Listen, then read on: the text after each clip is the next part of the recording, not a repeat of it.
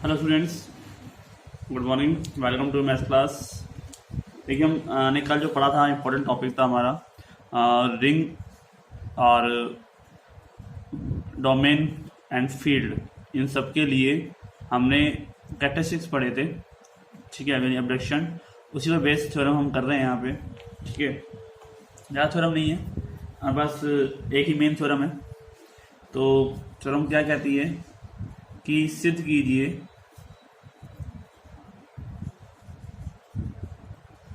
कि पूर्णांकीय प्रांत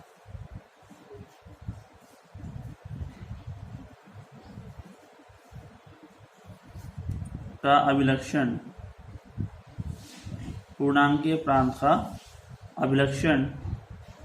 या तो शून्य है या अखंडनीय संख्या है, ठीक है। हमें क्या करना है, सिद्ध करना है कि पूर्णांकीय प्रांत का जो अभिलक्षण है ना, कैरेक्टरिस्टिक है, वो या तो शून्य है, ठीक है, या तो जीरो है, या अखंडनीय संख्या है। यानी कि जो संख्या अखंडनीय का मतलब प्राइम नंबर, इसके हम ऑटोकॉरेक्ट नहीं कर सकते, ठीक है। तो सोल्यूशन देखते हैं कि पूर्णांकीय प्रांत का अभिलक्षण हमने कल पढ़ा था, वो होता है n.1 बराबर 0, और ऐसा नंबर जो 1 से मल्टीप्लाई होने पर क्या आ जाए, 0 आ जाए, ठीक है। तो माना कि पूर्णांकीय प्रांत D डोमेन एक पूर्णांकीय प्रांत है, ठीक है। और माना कोई नॉन जीरो नंबर है, a0 a belongs to D, ठीक है। यदि a की कोटि शून्य है, ठीक है। हमने पढ़ा था पहले भी कि एक ऐसा नंबर, ठीक है, एक पूर्णांकीय प्रांत का जो लक्षण है, यानी कि जो कोटि है, वो अगर 0 होगी तो 0 तब होगी, या n होगी वो तब होगी। हमने शायद कोई थ्योरम जो है इससे पहले वाली थी, हमने आपको नहीं बताया। उसमें हम क्या कह रहे हैं आपसे कि अगर कोई पूर्णांकीय प्रांत है, उसका लक्षण या तो 0 है और या फिर n है, ठीक है, तो वो उसके जो योग मतलब कि प्लस के लिए जो भी हम आपके पास हम कहें कि कोई अवयव है, उसके ऑर्डर पर डिपेंड करता है, ठीक है। उसका ऑर्डर अगर 0 है तो उसके अभिलक्षण क्या हो जाएगा, 0 हो जाएगा। उसकी कोटि अगर n है तो उसका अभिलक्षण भी क्या हो जाएगा, n हो जाएगा। हम यहाँ मान रहे हैं कि D एक पूर्णांकीय प्रांत है और a 0 है और a की कोटि क्या है, शून्य है। इसने बोला अभिलक्षण या तो शून्य हो और या फिर कोई प्राइम नंबर हो, ठीक है। यानी कि हमने कहा आपसे कि ऑर्डर ऑफ a जो है वो 0 है। तो D का अभिलक्षण क्या होगा, शून्य होगा। D का अभिलक्षण शून्य है यदि ऑर्डर ऑफ A परिमित है, यदि ऑर्डर ऑफ A परिमित है तो माना order of A equal to P, ठीक है। ऑर्डर ऑफ A जो है परिमित है, तो हमने मानने की ऑर्डर ऑफ A क्या है, P के बराबर है, परिमित यानी कि फाइनाइट नंबर है, ठीक है। तो D का अभिलक्षण क्या होगा, P होगा, ठीक है।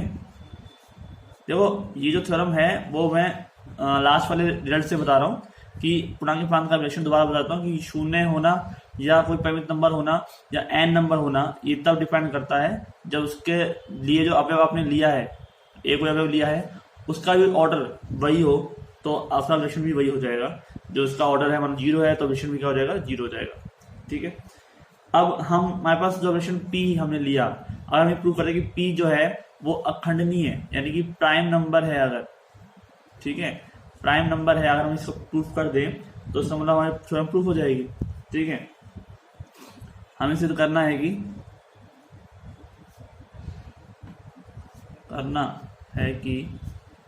P अभाज्य संख्या है, ठीक है, अखंडनीय संख्या है, प्राइम नंबर है, ठीक है। हम इसको डायरेक्ट चलते हैं।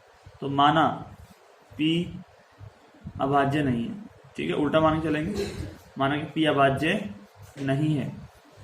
ठीक है, अब P अभाज्य नहीं है तो इसका मतलब इसके टुकड़े हो सकते हैं, तो इसका मतलब कि P को मैं P1 इंटू P2 के रूप में ले सकता हूँ। ठीक है, भाई P के टुकड़े हो सकते हैं क्योंकि अगर वो अभाज्य नहीं है, क्योंकि हम इसको उल्टा मान के चलेंगे, हम मानेंगे अभाज्य नहीं है, लेकिन बाद में हम इसको प्रूव कर देंगे कि जो हम प्रूफ मान रहे थे वो गलत है। ठीक है, कंट्राडिक्शन से। तो हमारे पास हमने आपसे कहा कि P अगर अभाज्य नहीं है तो P के दो टुकड़े हो सकते हैं, P1 इंटू P2। ठीक है, जहाँ P1 जो है वो नॉट इक्वल टू 1 है एंड P2 जो है वो नॉट इक्वल टू 1 है। ठीक है, क्योंकि 1 तो क्या होता है, 1 is not a prime number. ठीक है, और P1 जो है वो छोटा है P से और P2 भी क्या है, छोटा है P से। बिल्कुल सही बात है, P1 P2 तो क्या टुकड़े हैं तो P से छोटे होंगे ही होंगे। ठीक है, तो P1 P2 एक के बराबर क्यों नहीं है, क्योंकि पूर्णांक प्रांत में क्वेश्चन भी आपसे कहा गया था कि एन डॉट 1 बराबर 0 होना चाहिए। तो P1 P2 मान ही 1 हो जाएंगे तो फिर काम कैसे चलेगा। ठीक है, तो अब हमारे पास अब D क्या है, D एक पूर्णांक की प्रांत है, तो इसका मतलब क्या होना चाहिए, शून्य भाजक रहित। तो वह शून्य भाजक रहित है। शून्य भाजक रहित है, इसका मतलब क्या है कि कोई नंबर हमने A ले लिया। ठीक है, मैंने A को A से मल्टीप्लाई किया तो 0 बराबर नहीं आएगा। ठीक है, क्योंकि A खुद 0 बराबर है, मैं मान A नॉट इक्वल टू 0 है, तो A इंटू A जो है वो 0 बराबर नहीं आ सकता, क्योंकि शून्य भाजक रहित है। 0 बराबर आता तो ये क्या हो जाता, शून्य भाजक सहित हो जाता। ठीक है, ध्यान से लिख सकते हैं, तो A square not equal to 0। ठीक है, हम मान लेते हैं कि पूर्णांक प्रांत में कोई दो अशून्य अवयव है जिसकी कोटि कैसी है, समान है। ठीक है, माना पूर्णांक के प्रांत में दो अशून्य अवयवों की कोटि समान है। ठीक है, कोटि कैसी है, समान है। तो हमारे शून्य भाजक रहित से आपको पता चल गया कि A not equal to 0, then A into A not equal to 0, then A square not equal to 0। ठीक है, क्योंकि पूर्णांक प्रांत में अगर खुद अवयव अशून्य हो तो वो मल्टीप्लाई होकर शून्य नहीं बना सकता, क्योंकि ये शून्य भाजक रहित में ये खासियत होती है। मतलब कि ये तो रूल वैसे भी चलता आ रहा है कि कोई नंबर 0 नहीं है वो खुद अशून्य से मल्टीप्लाई हो जाए और 0 बन जाए, ऐसा हो सकता ही नहीं। ठीक है, तो अब हम यहाँ से लेके चलते हैं, ऑर्डर ऑफ ए क्या है, P है। ठीक है, यानी ऑर्डर ऑफ A स्क्वायर भी क्या हो जाएगा, P के बराबर। राइट, हमने कहा कि A स्क्वायर जो है नॉट इक्वल टू 0 है, और ऑर्डर ऑफ A दो शून्य अवयव है, इसकी कोटि कैसी समान है। मतलब क्या हुआ कि P इंटू A स्क्वायर बराबर 0। ठीक है, P के जगह में क्या ले लिया, P1 इंटू P2 इंटू में A स्क्वायर बराबर 0। कितनी बार होना चाहिए, P1 P2 bar, A square plus A square. ठीक है, ये तो होगा, देखो यहाँ पे आगे A square plus A square plus P1 P2 बार बराबर 0। ठीक है, A square plus A square P1 P2 बार जो है बराबर में क्या हो जाएगा, 0। ठीक है, P1A P2A, ठीक है, बराबर में 0। दो नंबर ले लिया हमने कोई से भी, P1 into A P2 into A बराबर 0। तो या तो क्या होना चाहिए, P1A बराबर 0 और या होना चाहिए P2A बराबर 0, क्योंकि दोनों में से कोई ना कोई 0 बराबर होगा, क्योंकि शून्य भाजक रहित है, क्योंकि यह शून्य भाजक रहित है। ठीक है, और इम्पोर्टेंट थ्योरम है ये, P1 P2 मल्टीप्लाई बार ही तो A स्क्वायर आएगा, A स्क्वायर प्लस करते जाओगे तो P1 इंटू A और P2 इंटू A लिख सकते हैं ना हम, P1 इंटू P2 और A इंटू A क्या हो जाएगा, A स्क्वायर हो जाएगा, लिख सकते हैं ऐसा। तो हमारे पास जो टर्म बन जाएगी अब या तो P1 बराबर 0 हो या P2 बराबर 0 हो, क्योंकि डी शून्यवादी रहित है और उसको किसी एक को 0 के बराबर होना पड़ेगा। ठीक है, एक हम स्टार्टिंग में क्या माना था, P1 is not equal to 0, क्योंकि जो P1 है ना वो छोटा है किससे, P से। जब P1 ही 0 हो जाएगा तो इसका मतलब P खुद 0 हो जाएगा। और इसी तरह P2 भी नॉट इक्वल टू 0 होगा, क्योंकि P2 भी छोटा है P से। ठीक है, और P न्यूनतम धनात्मक पूर्णांक है,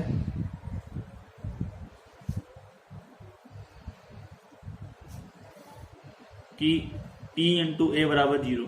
ठीक है, P इंटू ए बराबर 0 है, जबकि P के टुकड़े करने पर P1 P2 आता है। P1 P2 क्या है, P से छोटे हैं, तो छोटे वाले नंबर 0 कैसे हो सकते हैं जब बड़ा नंबर 0 है तो।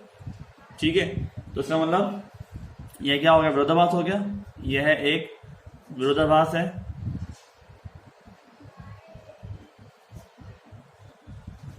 ठीक है, हमारी कल्पना क्या की थी हमने, हमारी कल्पना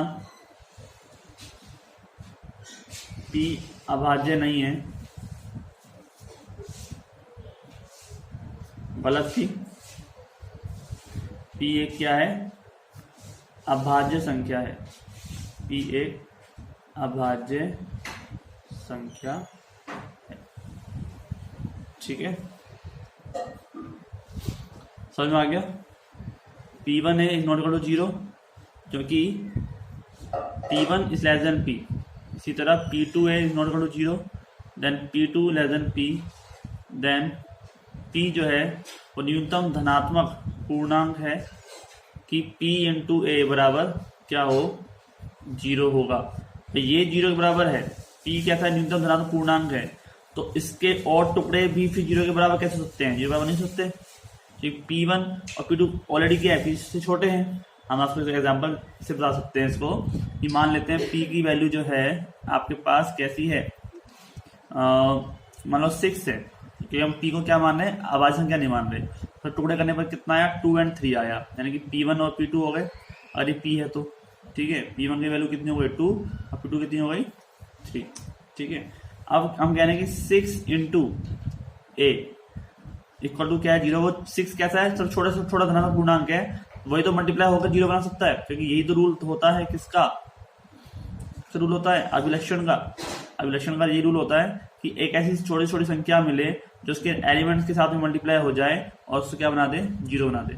ठीक है, तो इस 6 से छोटा कोई नंबर होना अगर पॉसिबल है तो फिर दिक्कत वाली बात हो गई ना, कि 6 से छोटा नंबर अगर खुद जैसे 2 और 3 है वो मल्टीप्लाई होकर 0 बना रहा है, तो फिर अभिलक्षण 2 और 3 हो जाएंगे ना इसके, फिर 6 थोड़ा रहेगा।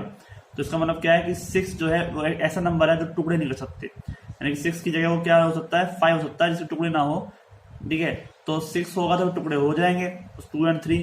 तो अगर इसका मतलब कि अगर 6 0 मल्टीप्लाई ए 0 बराबर है, तो फिर 2 और 3 मल्टीप्लाई ए मल्टीप्लाई 0 बराबर नहीं हो सकता, क्योंकि अभिलक्षण जो है, जो नंबर आपके पास आता है वो सबसे छोटे से छोटा नंबर आता है, उससे छोटा नंबर अगर मल्टीप्लाई होकर 0 बना रहा है, तो उसका मतलब ये है कि ये 6 अभिलक्षण नहीं बनेगा, फिर 2 और 3 में से जो भी नंबर छोटा है वो अभिलक्षण बनेगा।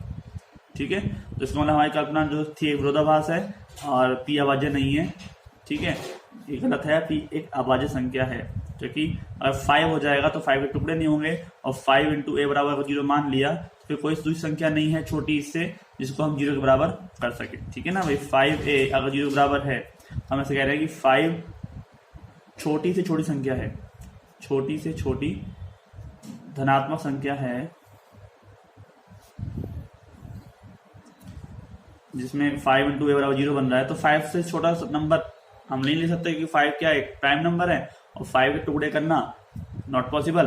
तो इसका मतलब क्या है कि हमारे पास जो हमने मानी चीज वो सही हो जाएगी। ठीक है, समझ में आ गया। तो ये चीज मैं आपको समझाना चाह रहा था। अब आप समझ सकते हैं थ्योरम यही थी कि P जो है वो एक प्राइम नंबर होगा। अगर P एक प्राइम नंबर होगा तभी या तो शून्य हो जाए या फिर एक प्राइम नंबर हो जाए, तभी वो उसका क्या बन सकता है, अभिलक्षण बन सकता है। ठीक है स्टूडेंट्स, तो थ्योरम जो थी वो मोस्ट थ्योरम थी, क्योंकि आई हुई थ्योरम है कई बार, राजस्थान में तो कई बार आई हुई थ्योरम और रिपीटेशन वहीं से होता है। ठीक है, राजस्थान में लगभग कई बार 1, 5, 8, 13, 15 और 18 इतनी बार आई हुई थ्योरम है, और यहीं से रिपीटेशन होता है आपके मत्स्य में भी, आप जानते ही हैं। ठीक है, और ऐसे ही चैप्टर अकेला है तो हर चीज़ की इम्पोर्टेंट है ही यहाँ पर।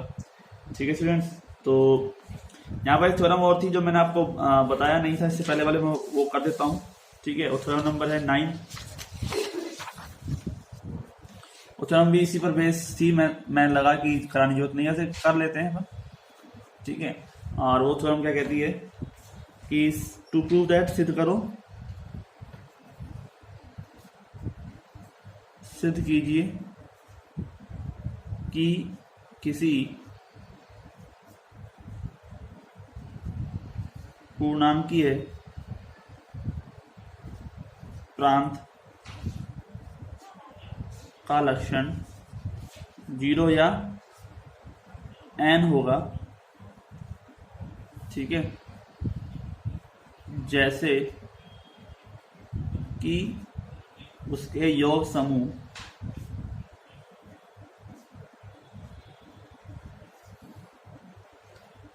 के शून्येतर अवयव की कोटि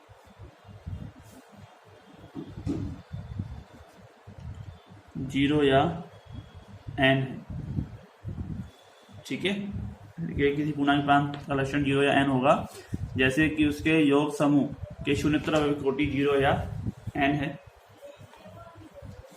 तो हमारे पास हम मान लेते हैं भाई सेम कि d प्लस वन डॉट एक पूर्णांकीय प्रांत है। डी से मानते हैं कि डी फॉर डोमेन, और पूर्णांक प्रांत ये होता है इंटीग्रल डोमेन। ठीक है, और डी के एक शून्य अवयव की कोटि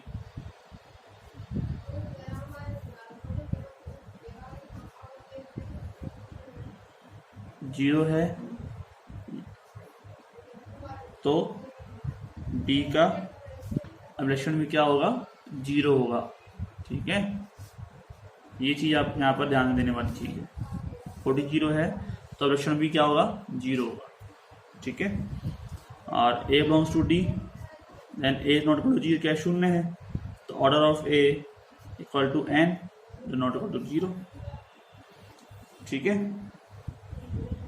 a बिलोंग्स टू अगर d प्लस है प्लस डॉट में से आता है तो n इंटू a बराबर 0। ठीक है, n इंटू ए बराबर क्या हो जाएगा, 0 हो जाएगा। फिर रिंग में से आ रहा है ना, तो n इंटू ए बराबर क्या हो जाएगा, 0। देखिए पूर्णांक प्रांत रिंग ही तो होती है।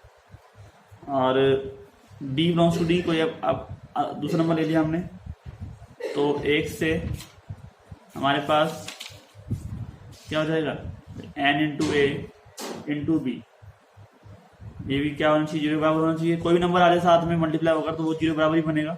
जो n इंटू ए बराबर 0 है तो 0 से मल्टीप्लाई होगा b, तो 0 ही आएगा। तो कितनी बार मल्टीप्लाई हो, b बार, n बार। ठीक है, इंटू में b, तो a into B plus A into B plus A into B, कितनी बार, n बार। ठीक है, a into B plus B, ये भी n बार। ठीक है, a into n into B बराबर 0, जहाँ a is not equal to 0। ठीक है, तो n इंटू बी बराबर 0, क्योंकि d क्या है, शून्य भाजक रहित है। ठीक है, n इंटू बी बराबर 0, क्योंकि d जो है वो शून्य भाजक क्या है, रहित है। ठीक है, समझ में आ गया ना, p को 3 बार मल्टीप्लाई किया जाएगा तो a इंटू एन बी बराबर 0, तो n इंटू बी बराबर 0। ठीक है, तो d क्या है, शून्य भाजक रहित है, तो मतलब अगर मल्टीप्लाई करोगे तो कोई ना कोई नंबर तो 0 बराबर होगा ही होगा। ठीक है, तो एक के अनुसार n एक न्यूनतम पूर्णांक है, ठीक है। तो कोटि अगर n है, b की कोटि यदि n है तो n डॉट 0 बराबर 0, ठीक है, या n इंटू एक्स बराबर 0, ठीक है। तो प्रूफ हो गया हमारे पास कि कोटि अगर n है तो एवोल्यूशन में कितना हो जाएगा, n हो जाएगा, और कोटि अगर 0 है तो एवोल्यूशन में क्या हो जाएगा, 0 हो जाएगा, ठीक है स्टूडेंट्स। तो आज के लिए इतना ही, दोनों थ्योरम हमारी हो गई है। कल हम एग्जांपल्स करेंगे, इसके एग्जांपल भी अच्छे मोस्ट हैं और आए हुए सवाल होते हैं एग्जाम में, ठीक है स्टूडेंट्स। तो सॉल्व करते रहिए, काम करते रहिए, कोई दिक्कत हो तो पूछ लीजिएगा, ठीक है। कोई भी थ्योरम में प्रॉब्लम हो तो आप डिस्कस कर सकते हैं। Thank you.